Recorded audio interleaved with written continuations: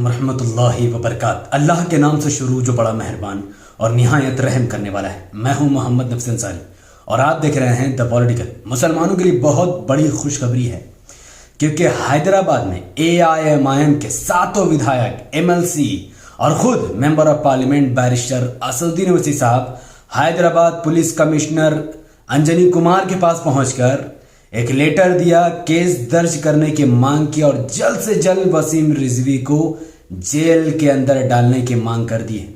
और अंजनी कुमार हैदराबाद की police commissioner ने इस बात का भरोसा दिलाया है कि अब वसीम रिजवी बहुत जल्द तेलंगाना सरकार की मदद से जेल के अंदर भेज दिया जाएगा, क्योंकि बीते वक्त में वसीम रिजवी और नरसिंहानंद सरस्वती ने हमारे और आपके और पूरी दुनिया के रहमतुल लिल आलमीन रसूलुल्लाह सल्लल्लाहु अलैहि वसल्लम के बारे में घटिया और गुस्ताखाना किताब को लॉन्च कर दिया है, जिसमें सिवाय झूठी बातों का कुछ नहीं है। और ये सब कुछ मेजॉरिटी हिंदुओं को मूर्ख बनाने के लिए किया गया है ताकि वो लोग इस्लाम से नफरत करने लगे। लेकिन आखिरकार वसीम रिजवी के खिलाफ केस दर्ज हो चुका है। केस दर्ज करने के बाद कमिश्नर से मिलने के बाद बैरिस्टर असदुद्दीन ओवैसी साहब ने जो कुछ भी कहा है वो हम सबको सुनना चाहिए। आज हम MIM पार्टी की तरफ से हम कमिश्नर ऑफ पुलिस हैदराबाद जनाब अंजनी कुमार साहब से मुलाकात की, जिसमें मैं बहैसियत रुकने पार्लिमान और सदर मजलिस और तमाम अरकान असम्बली अरकान क़ानून साज कौंसिल कमिश्नर पुलिस से मिले और हमने उनसे नुमाइंदगी की कि साबिक़ा उत्तर प्रदेश के शिया वक्फ बोर्ड के जो चेयरमैन हैं उस शख्स ने एक किताब लिखी जिसमें रसूलुल्लाह सल्लल्लाहु अलैहि वसल्लम के बारे में जितना भी उस किताब में जो लिखा गया है, झूठ और नाज़ेबा अल्फाज और बकवास गंदगी उस किताब में भरी हुई है प्रॉफिट मोहम्मद सल्लल्लाहु अलैहि वसल्लम के बारे में।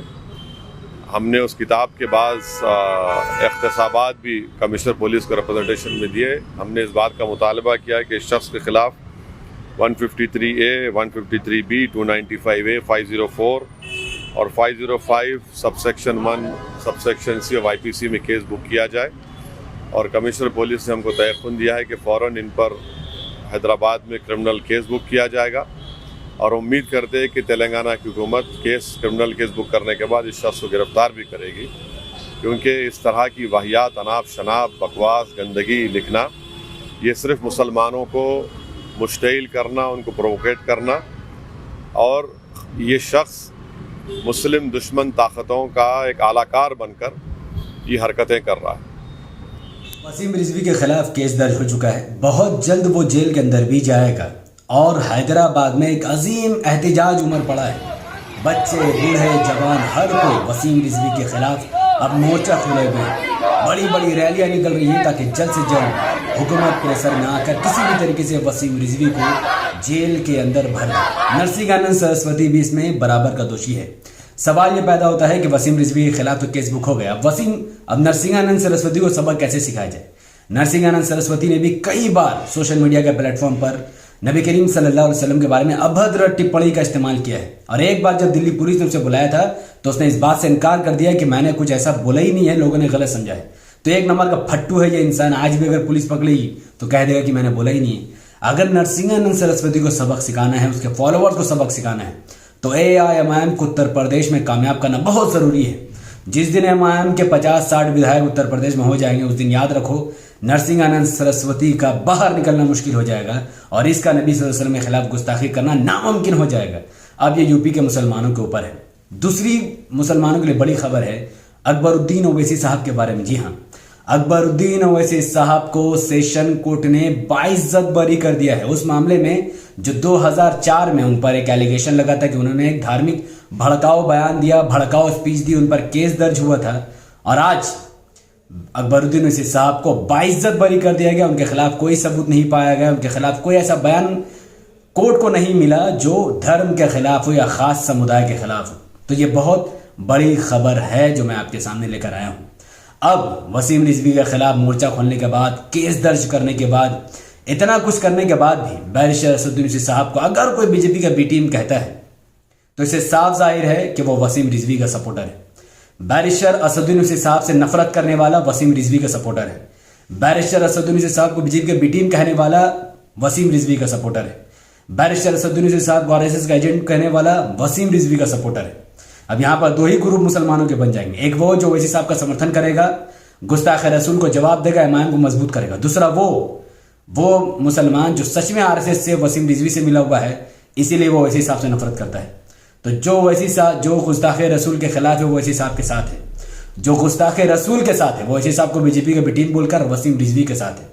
तो फैसला आपको करना है कि आप किसके साथ खड़े होंगे, क्योंकि हमें इन तमाम चीज़ों को ख़त्म करना है। जितना भी नबी सल्लल्लाहु अलैहि वसल्लम गुस्ताखी होती है, आपका मेरा सबका कलेजा फट जाता है, और हम सबको इन रामजादों को जवाब देना बहुत ज़रूरी है। माफ़ करना, हरामजादों को बहुत ज़रूरी है, क्योंकि ये लोग पंछी बनकर उड़ रहे हैं। अब इनके पर कतरने का वक्त आ गया है, वो भी संविधान के तरीके से।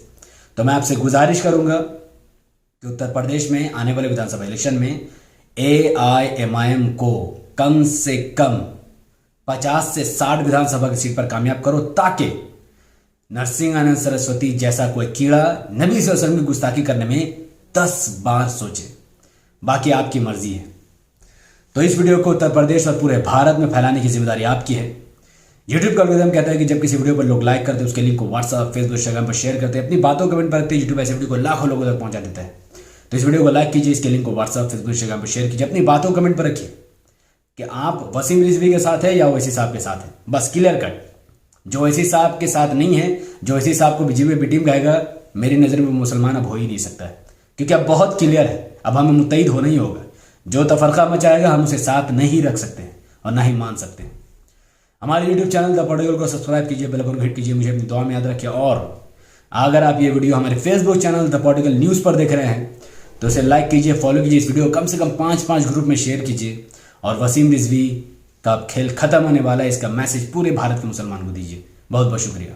अस्सलाम वालेकुम रहमतुल्लाहि व बरकातुहू। अल्लाह के सलाम तेरे रहमत व बरकात तमाम भाई और बहनों पर हो, में अल्लाह भी पीस अपॉन अस। इस वीडियो को शेयर करने का एक और फायदा भी है कि इतना बड़ा जो कार्रवाई वसीम रिजवी पर होने वाला है, अगर ये वीडियो अच्छा से लोगों तक पहुंच गए तो जो लोग इन द फ्यूचर नबी सल्लल्लाहु अलैहि वसल्लम की गुस्ताखी करने के बारे में सोच रहे, तो वो रुक जाएगा, वो डर जाएगा, और वो जानेगा कि शायद उसके ऊपर भी इतनी बड़ी कार्रवाई ना हो जाए। तो इस वीडियो को लाखों लोगों तक पहुंचाना बहुत बहुत ज़रूरी है।